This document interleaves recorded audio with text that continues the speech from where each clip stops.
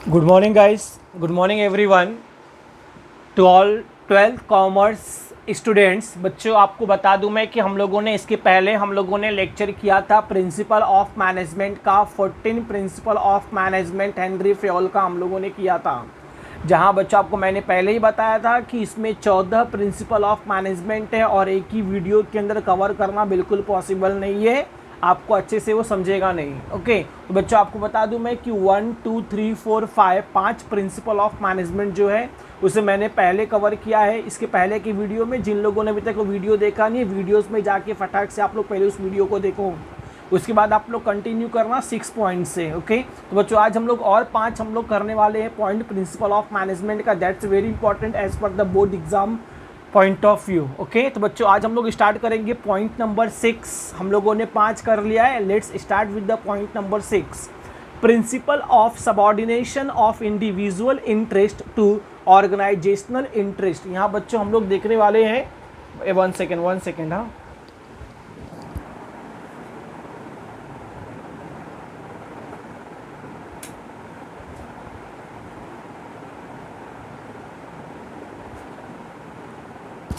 Yes, now will continue with the lecture. Okay, तो बच्चों हमारा क्या चल रहा था point number 6, principle of subordination of individual interest to organizational interest. बच्चों पहले आपको पॉइंट का मीनिंग समझ लेना बहुत ज़्यादा ज़रूरी है। 12th कॉमर्स के बच्चे आप लोग कॉमर्स के बच्चे हो। ये पॉइंट का मीनिंग क्या है, हेनरी फेयोल ने क्या बताया यहाँ पे कि किसी भी कंपनी के लिए, किसी भी ऑर्गेनाइजेशन के लिए उसका इंटरेस्ट, उसका प्रॉफिट, उसका एक्टिविटी बहुत ज़्यादा इंपॉर्टेंट होता है। प्लस यहाँ एक गाइडलाइन दिया गया है बच्चों, किसको, मैनेजर्स को। यहाँ बच्चों गाइडलाइन किसको दिया गया है, मैनेजर्स को, कि जो कंपनी के जो मैनेजर्स होते हैं उन्हें इंडिविजुअल, एक सिंगल वर्कर और एम्प्लॉय के इंटरेस्ट को उतना फोकस नहीं करना है। एक कंपनी का जो मैनेजर होता है, ऑर्गेनाइजेशन का जो मैनेजर होता है, उससे ज़्यादा फोकस करना है पूरे ग्रुप को लेकर, पूरे ऑर्गेनाइजेशन को लेकर। अगर कंपनी का मैनेजर इंडिविजुअल वर्कर और एम्प्लॉय के प्रॉब्लम को अगर देखेगा तो कंपनी का, ऑर्गेनाइजेशन का प्रॉब्लम कौन सॉल्व करेगा? मतलब कंपनी का जो मैनेजर है उसे पूरे ग्रुप को देखते हुए उसे लेना है डिसीजन, उसे काम कराना है। इसीलिए उसे हम लोग क्या बोलते हैं, principle of subordination of individual interest to organizational interest. Individual, एक सिंगल वर्कर और एम्प्लॉय का जो इंटरेस्ट है वह जुड़ना चाहिए ऑर्गेनाइजेशन के साथ में। आपको बच्चों ये लेक्चर मैंने स्टार्ट कर दिया है, आपको बता दूं मैं, आप लोग बुक पेन पेंसिल स्केल लेके घर पे बैठ जाओ बच्चों, एकदम सीरियस हो जाओ लेक्चर को लेके। ये 15 से 20 मिनट का जो भी लेक्चर रहेगा आपको ध्यान से इसको 2 बार 3 बार आपको देखना है, घर पे बैठ के आपको समझना है। It's very important chapter and it's very important question for the board examination of 2020 and 21 for you people. Okay, according to this principle the interest of employee should be given less importance as compared to the organizational interest। ये बच्चों principal क्या बताता है कि जो principal of management है, जो Henry Fayol ने क्या बोला है कि जो इंडिविजुअल सिंगल एम्प्लॉय जो है उसको कम इम्पोर्टेंस देना है, ज़्यादा इम्पोर्टेंस किसको देना है, ऑर्गेनाइजेशन को, कंपनी को। While taking decision in the organization, the manager should always consider the interest of the whole group। जब कभी भी मैनेजर कंपनी के अंदर, ऑर्गेनाइजेशन के अंदर जब वो डिसीजन लेगा तो उसे फोकस करना है पूरे ग्रुप को लेकर, पूरे ऑर्गेनाइजेशन को लेकर, rather than interest of single employ. एक सिंगल एम्प्लॉय, एक सिंगल वर्कर को ज़्यादा उसे इम्पोर्टेंस नहीं देना है, क्योंकि अगर वो एक एक वर्कर और एम्प्लॉय को अगर वो प्रॉब्लम को समझने जाएगा तो मैनेजर के लिए बहुत ज़्यादा प्रॉब्लम होगा, ऑर्गेनाइजेशन को, बिजनेस को रन करने के लिए। इसीलिए ये प्रिंसिपल क्या बताता है कि जो मैनेजर है उसे ज़्यादा इम्पोर्टेंस देना है ऑर्गेनाइजेशन को, कंपनी को उसे ज़्यादा इम्पोर्टेंस देना है डिसीज़न को लेते समय। ओके, और इंडिविजुअल, एक सिंगल वर्कर और एम्प्लॉय का जो इंटरेस्ट है, जो एक्टिविटी है, वह मैच होना चाहिए, वह जुड़ना चाहिए ऑर्गेनाइजेशन के साथ में, कंपनी के साथ में।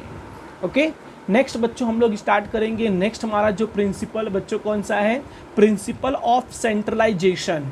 एक बच्चों हमारा होता है सेंट्रलाइजेशन और एक बच्चों हमारा होता है डिसेंट्रलाइजेशन। ओके देन एवरीवन, बच्चों ये सेंट्रलाइजेशन मतलब होता है पूरा पावर एक ही बंदे के हाथ में आना। पूरा जो पावर है वह एक ही बंदे के हाथ में रहेगा, उससे बच्चों हम क्या बोलते हैं, सेंट्रलाइजेशन। ये सेंट्रलाइजेशन बच्चों हमें कहाँ पे देखने को मिलता है, जो स्मॉल फर्म, जो स्मॉल कंपनियां होती हैं, जो छोटे ऑर्गेनाइजेशन होते हैं, वहाँ पे बच्चों हमें क्या देखने को मिलता है, सेंट्रलाइजेशन। वहाँ प्रोडक्शन हो गया, मार्केटिंग हो गया, एचआर हो गया, फाइनेंस हो गया, सेल्स हो गया, एडवर्टाइजिंग हो गया, पब्लिक रिलेशन हो गया, ये सब कुछ ही लोगों के हाथ में होता है, एक ही ओनर, एक ही मालिक के हाथ में होता है, पूरा पावर एक ही जगह होता है, उसे बोलते हैं सेंट्रलाइजेशन। लेकिन बच्चों जो डिसेंट्रलाइजेशन होता है, डिसेंट्रलाइजेशन बच्चों हमें कहाँ देखने को मिलता है, लार्ज, जो बड़ी कंपनियां, जो बड़े ऑर्गेनाइजेशन होते हैं, वहाँ बच्चों हमें क्या देखने को मिलता है, डिसेंट्रलाइजेशन हमें देखने को मिलता है। जो बड़ी कंपनियां, जो बड़े ऑर्गेनाइजेशन होते हैं, आपने वहाँ पे देखा होगा प्रोडक्शन मैनेजर अलग होता है, मार्केटिंग मैनेजर अलग होता है, सेल्स मैनेजर अलग होता है, ह्यूमन रिसोर्स मैनेजर अलग होता है, फाइनेंस मैनेजर अलग होता है, एडवर्टाइजिंग किसी और के हाथ में होता है, पब्लिक रिलेशन किसी और के हाथ में होता है, सोशल रिस्पॉन्सिबिलिटी किसी और के हाथ में होता है। उसे बच्चों हम बोलते हैं डिसेंट्रलाइजेशन, मतलब काम को डिवाइड करना और अलग अलग लोगों के हाथ में उसका पावर देना, उसका अथॉरिटी देना, उसको बच्चों हम क्या बोलते हैं, डिसेंट्रलाइजेशन करना। आपको समझ गया अभी? ओके स्टार्ट करते हैं। Centralization refers to the concentration of power and authority in some organization। बच्चों concentration, सेंट्रलाइजेशन का मतलब क्या होता है, कॉन्सेंट्रेशन किसका, पावर और अथॉरिटी का। In some organisation the power is vested in one hand और फ्यू हैंड। कुछ ऐसे ऑर्गेनाइजेशन होते हैं, कुछ ऐसी कंपनियां होती हैं जिस कंपनी के अंदर, ऑर्गेनाइजेशन के अंदर पावर हो गया, अथॉरिटी हो गया, कुछ ही लोगों के हाथ में होता है। But if the size of organization large, लेकिन अगर आपका कंपनी बड़ा कंपनी है, टाटा बिरला रिलायंस कंपनी है, गोदरेज कंपनी है, देन देयर इज डिसेंट्रलाइजेशन। तो बच्चों वहाँ पे क्या फॉलो करते हैं, decentralization of power and authority.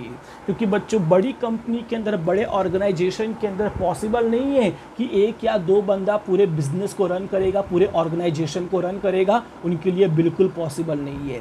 इसलिए बच्चों जो लार्ज फर्म होते हैं, जो बड़ी से बड़ी कंपनियां होती हैं, वो बच्चों क्या फॉलो करते हैं, डिसेंट्रलाइजेशन। और जो स्मॉल कंपनियां होती हैं, जो स्मॉल फर्म होते हैं, वहाँ बच्चों हमें क्या देखने को मिलता है, सेंट्रलाइजेशन। डन। मतलब बच्चों यहाँ पे हेनरी फ्योल ने हमें क्या बताया है कि अगर स्मॉल कंपनी, स्मॉल फर्म है तो वहाँ पे क्या फॉलो किया जाए, सेंट्रलाइजेशन। लेकिन अगर आपका कंपनी लार्ज कंपनी है, बड़ी कंपनी है, तो आपको बच्चों वहाँ पे क्या फॉलो करना है, डिसेंट्रलाइजेशन। ओके तो जाके क्या होगा, आपको अपने कंपनी के अंदर एक सही तरीके से काम देखने को मिलेगा। ओके नेक्स्ट बच्चों भी हम लोग स्टार्ट करेंगे। नेक्स्ट हमारा जो है point number 8। Okay point number 8 बच्चों हम लोग कवर करेंगे, you can see easily. Okay principle of remuneration. बच्चों रेम्यूनरेशन मतलब क्या होता है, इनकम। लिख के लो बच्चों, क्या होता है बच्चों, इनकम। उससे बच्चों हम क्या बोलते हैं, रेम्यूनरेशन, INCOME, इनकम बच्चों हमारा क्या होता है, रेम्यूनरेशन। ओके यहाँ बच्चों हेनरी फ्योल क्या बोलते हैं, प्रिंसिपल ऑफ रेम्यूनरेशन का मतलब क्या होता है, आप लोग पहले ध्यान से समझ के लो। प्रिंसिपल ऑफ रेम्यूनरेशन क्या होता है बच्चों, आप लोग पहले उसे ध्यान से समझ के लो। प्रिंसिपल ऑफ रेम्यूनरेशन मतलब होता है आपके कंपनी के अंदर, आपके ऑर्गेनाइजेशन के अंदर, आपके फैक्ट्री के अंदर, आपके ऑफिस के अंदर जितनी भी वर्कर और एम्प्लॉय काम कर रहे हैं, उन्हें उनका ठीक तरीके से वेजेस और सैलरी मिलना चाहिए। ऐसा नहीं है आपने उन्हें बोला कि महीने का 10,000 मिलेगा और जब पगार देने का बात आया आपने उसको 8,000 पे किया, 7,000 पे किया, ऐसा नहीं होना चाहिए। एक बार आपने जो कमिटमेंट कर दिया है उतना पेमेंट आपको करना ही पड़ेगा अपने वर्कर, अपने मैनेजर को, अपने एम्प्लॉय को। मतलब giving the right income, right salary and wages to the worker and employ at the right time, उसे बोलते हैं प्रिंसिपल ऑफ रेम्यूनरेशन। बच्चों यहाँ पे हम देखेंगे एप्रोप्रिएट। बच्चों क्या होता है एप्रोप्रिएट, प्रॉपर, सही तरीके से। फटाक से बच्चों मीनिंग लिख के लो, मीनिंग लिख के लो। ऐसा आप लोग आंख से देखो मत, आपका आंख है कि बटन है, कुछ समझता नहीं है मुझे तो। ओके आप बच्चों, आप लोग जरा अपना कान भी जरा खोल के रखो। अप्रोप्रिएट मतलब बच्चों क्या होता है, प्रॉपर, सही तरीके से। अप्रोप्रिएट रेम्यूनरेशन टू स्टाफ और employee is the principle to keep them satisfy, संतुष्ट रखना, financially as well as retain, रखना, उसे बोलते हैं retain them for long span, span मतलब होता है टाइम, इन द ऑर्गेनाइजेशन। अगर आप अपने वर्कर और एम्प्लॉय को सही तरीके से पेमेंट करोगे, अगर आप अपने वर्कर और एम्प्लॉय को सही तरीके से वेजेस दोगे, सैलरी दोगे, तो बच्चों वो लोग सेटिस्फाई रहेंगे और काफ़ी समय तक वो आपको आपके कंपनी के अंदर काम करते हुए देखने को मिलेंगे। अगर आप अपने वर्कर और एम्प्लॉय को सही तरीके से पेमेंट नहीं करोगे तो उससे बच्चों क्या होगा, आपका जो वर्कर और एम्प्लॉय है वो डिससेटिस्फाई हो जाएगा, असंतुष्ट हो जाएगा, और एक टाइम ऐसा आएगा जब वह आपके कंपनी को, आपके ऑर्गेनाइजेशन को वो छोड़ के चला जाएगा। द फेयर, फेयर मतलब होता है प्रॉपर, सही तरीके से। The fair remuneration affect on the productivity and efficiency of the organization. अगर आप अपने वर्कर और एम्प्लॉय को सही तरीके से पेमेंट करोगे, अगर आप अपने वर्कर और एम्प्लॉय को सही तरीके से उनका इनकम दोगे, तो आपके वर्कर और एम्प्लॉय सेटिस्फाई रहेंगे। इससे क्या होगा, आपके कंपनी का, आपके ऑर्गेनाइजेशन का जो प्रोडक्टिविटी है वो दिन ब दिन बढ़ते जाएगा। एफिशिएंसी, काम करने का जो क्वालिटी है, काम करने का जो क्षमता है बच्चों, वो भी क्या होगा, इम्प्रूव होते जाएगा। मतलब बच्चों प्रिंसिपल ऑफ रेम्यूनरेशन का मतलब क्या होता है कि आपके कंपनी के अंदर जितने भी वर्कर और एम्प्लॉय हैं, आपको उन्हें सही तरीके से उनका पेमेंट पे करना है, वो भी टाइमली। ओके, नेक्स्ट बच्चों हम स्टार्ट करेंगे principle of scalar chain. Okay बच्चों, नेक्स्ट हमारा यहाँ पे क्या दिया है, स्केलर चैन मतलब क्या होता है, it's a line of communication, it's a line of communication, उसे बच्चों हम क्या बोलते हैं, principle of scalar chain. Okay, मतलब बच्चों पता है यहाँ पे क्या होता है, स्केलर चैन में क्या होता है, जैसे जो टॉप लेवल है वो किसको कम्युनिकेट करेगा, मिडल लेवल को, मिडल लेवल किसे कम्युनिकेट करेगा, लोअर लेवल को। जैसे आपको बता रहा हूँ मैं एग्जाम्पल, एक कंपनी के अंदर, एक ऑर्गेनाइजेशन के अंदर जो गोल हो गया, प्लान हो गया, प्लानिंग हो गया, पॉलिसी हो गया, ये बनाता कौन है, टॉप लेवल। टॉप लेवल किसको इन्फॉर्म करेगा, मिडल लेवल को, मिडल लेवल किसे इन्फॉर्म करेगा, लोअर लेवल को। मतलब बच्चों कंपनी के अंदर, ऑर्गेनाइजेशन के अंदर एक सिस्टम होता है कम्युनिकेशन का, बातचीत करने का। ओके, अगर वर्कर किसी प्रॉब्लम को फेस कर रहा है, वह डायरेक्टली टॉप लेवल को इन्फॉर्म नहीं करेगा।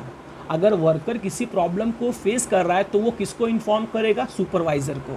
सुपरवाइज़र अगर सॉल्व कर दिया तो ठीक है, अगर वो नहीं सॉल्व कर पाया तो वो किसे इन्फॉर्म करेगा, लोअर लेवल मैनेजमेंट को, मिडल लेवल मैनेजमेंट को इन्फॉर्म करेगा, फिर मिडल लेवल क्या करेगा, टॉप लेवल को इन्फॉर्म करेगा। मतलब किसी भी कंपनी के अंदर, किसी भी ऑर्गेनाइजेशन के अंदर एक प्रॉपर चैन ऑफ कम्युनिकेशन हमें देखने को मिलता है।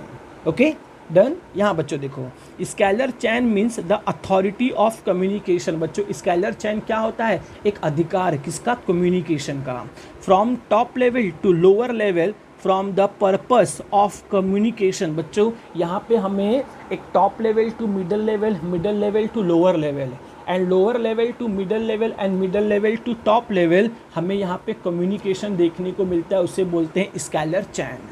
This help to ensure orderly flow of information and communication. मतलब बच्चों आपकी कंपनी के अंदर, आपके ऑर्गेनाइजेशन के अंदर एक प्रॉपर सही तरीके से सिस्टम होना चाहिए कम्युनिकेशन का, ताकि वर्कर और एम्प्लॉय अपने प्रॉब्लम को ठीक तरीके से इन्फॉर्म कर सके टॉप लेवल मैनेजमेंट को, और टॉप लेवल मैनेजमेंट जो भी गोल, प्लान या पॉलिसी बना रहा है वो ठीक तरीके से सेंड कर सके, इन्फॉर्म कर सके, कम्युनिकेट कर सके अपने वर्कर और एम्प्लॉय को। बच्चों communication is the very important part for any organization, for any company।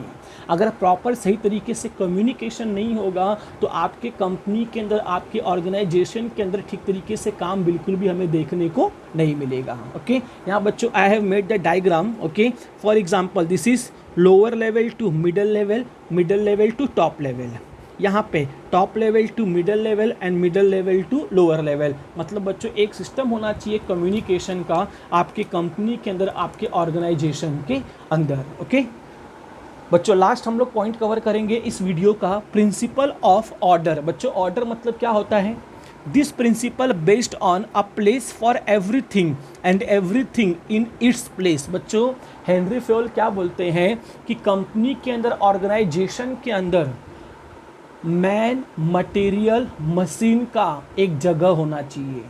बच्चों आप अपने घर में देखते होंगे, हॉल का सामान कहाँ रहता है? किचन में। किचन का सामान कहाँ रहता है? हॉल में। ऐसा होता है क्या बच्चों? बिल्कुल नहीं। बच्चों हम घर पे भी देखते रहेंगे, बेडरूम का सामान बेडरूम में रहेगा, हॉल का सामान हॉल में रहेगा, किचन का सामान किचन में रहेगा, गेस्ट रूम का सामान बच्चों गेस्ट रूम में रहेगा, रीडिंग बुक का जो सामान है वो रीडिंग बुक का सामान रीडिंग रूम में रहेगा। ओके, तो सेम बच्चों हेनरी फ्योल क्या बताते हैं कि मैन, मटेरियल, मशीन जो भी चीज़ें हैं कंपनी के अंदर, फैक्ट्री के अंदर, ऑर्गेनाइजेशन के अंदर, उनका एक सही जगह होना चाहिए और सही टाइम पे वह जो चीज़ है वह लोगों को अवेलेबल होना ही चाहिए। This principle based a place on a place for everything and everything on in its place. बच्चों प्रिंसिपल क्या बताता है कि हर चीज़ का एक जगह होना चाहिए और उस जगह पे वह चीज़ ठीक तरीके से अवेलेबल होना ही चाहिए। Human resource and material, human resource and material should be in the right place at the right time. जो ह्यूमन रिसोर्स या जो मटेरियल या जो मशीन है वह सही समय पे सही जगह पर होना ही चाहिए। Human resource should be place at right place on the right job. Company के जो वर्कर और एम्प्लॉय होते हैं बच्चों, उसे हम क्या बोलते हैं? Human resource. यहाँ बच्चों मतलब क्या बताया गया है कि कंपनी के अंदर जो वर्कर और एम्प्लॉय होते हैं उन्हें उनके सही जॉब पे उन्हें रखना चाहिए। मतलब बच्चों क्या होता है, जो बंदा मार्केटिंग में अच्छा है उसे मार्केटिंग का काम दो, जो बंदा फाइनेंस में अच्छा है उसे फाइनेंस का काम दो, जो वर्कर और एम्प्लॉय जिस काम में एक्सपर्ट है उसको वह काम देना चाहिए उसके education, knowledge, skill, talent, capability के हिसाब से। ओके, आगे बच्चों, this principle focus on the proper utilization, इस्तेमाल करना उसे बोलते हैं यूटिलाइजेशन करना, of human and physical resource. मतलब बच्चों ये प्रिंसिपल क्या बताता है कि अगर सही जगह पे सही सामान रखा जाएगा, अगर सही वर्कर और एम्प्लॉय को कंपनी के अंदर सही काम दिया जाएगा तो उससे उस कंपनी का जो ह्यूमन रिसोर्स और जो फिजिकल रिसोर्स है, मतलब मैन, मटेरियल, मशीन और मनी, मतलब बच्चों क्या हो गया मेरा 4 M's, उसे बच्चों क्या बोलते हैं हम लोग? 4 M's। क्या क्या आएगा? Man, material, machine, money. ये बच्चों हमारे क्या है? 4 M's, जो हमारे 4 मेन रिसोर्सेस है किसी भी कंपनी के लिए, किसी भी ऑर्गेनाइजेशन के लिए। अगर बच्चों जो बंदा जिस काम में एक्सपर्ट है उसे वही काम दिया जाएगा, जिस सामान का जहाँ पर जगह है अगर उसे वहाँ पे रखा जाएगा तो बच्चों इससे मैन, मटेरियल, मशीन और मनी का कंपनी के अंदर, ऑर्गेनाइजेशन के अंदर ठीक तरीके से इस्तेमाल किया जाएगा और कंपनी के अंदर, ऑर्गेनाइजेशन के अंदर बिल्कुल भी हमें वेस्टेज देखने को नहीं मिलेगा। ओके, तो आज बच्चों इस वीडियो में हम लोगों ने कितना कवर किया है? 5 पॉइंट। 5 पॉइंट मैंने कवर किया था पिछले वीडियो में, 5 पॉइंट बच्चों मैंने कवर किया इस वीडियो में। 10 हमारा प्रिंसिपल ऑफ मैनेजमेंट हो गया है, 4 हमारा जो प्रिंसिपल ऑफ मैनेजमेंट है उसे बच्चों हम लोग कवर करेंगे नेक्स्ट वीडियो में। तब तक बच्चों आपको क्या करना है? बुक, पेंसिल, स्केल निकाल के पूरे पॉइंट को लिखना है, अच्छे से आपको समझना है और आपको इसका जो क्वेश्चन आंसर बच्चों आपको उसे ठीक तरीके से याद करना है। बच्चों आपको बता दूं मैं कि लॉकडाउन चल रहा है, आप लोगों का स्कूल, कॉलेज और क्लासेस बंद है, आपके पास बहुत ज़्यादा समय है घर पे स्टडी करने के लिए, पढ़ाई करने के लिए। Please don't waste your valuable time on watching the unrelated video on WhatsApp or YouTube or TikTok, anywhere else. Okay, don't waste your time, unnecessary time on Instagram, Facebook, WhatsApp. Just utilize your time in a proper manner because you have very less time for your study. You don't know, आपको पता नहीं होगा, I am putting so much effort, I am putting so much hard work for making the 3 to 4 videos every day. Every day I am writing 3 to 4 concept of lecture. Then I am recording the video. Then I am uploading the video. If I can make 3 to 4 video, if I can take the 3 to 4 lecture in a one day, then you people can also do that. you are in the 12th standard, at least you should do the study for 5 to 6 hours in a day. Then only you can get a good marks in your exam. Okay, so next video will be for the next 4 principle of management that will be covered in the next lecture. तो बच्चा आपको क्या करना है, आपके जितने भी friends हैं जो इस समय 12th कॉमर्स में हैं, आप उन्हें शेयर करो, उन्हें यह लेक्चर आप उन्हें सेंड करो ताकि उन्हें उनका ठीक तरीके से बेनिफिट मिल सके. Okay, thank you.